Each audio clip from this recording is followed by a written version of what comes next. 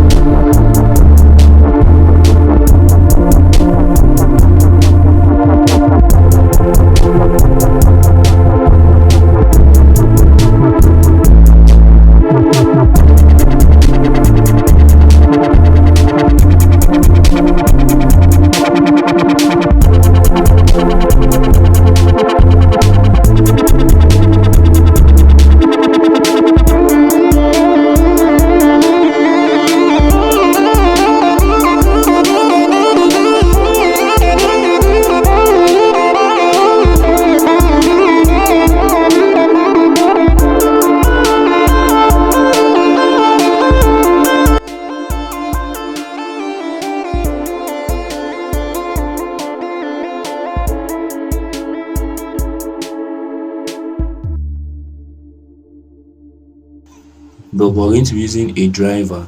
Now the gate of this driver is going to be connected to this output coming here.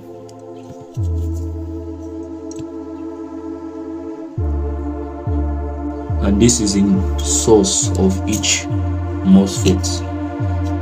It's going to be connected to the negative. This is our neutral rail, so it's going to be connected here.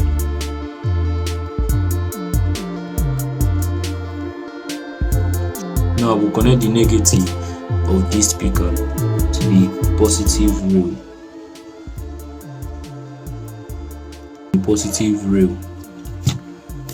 And the second leg of this speaker will be connected to the drain of these two MOSFETs. This is the drain.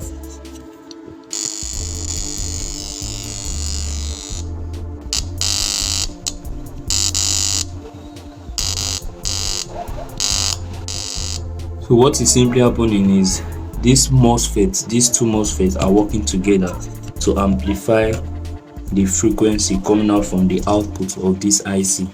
So it amplifies it and makes it loud. Now this potentiometer is used to control the tone of the frequency. So if this is here,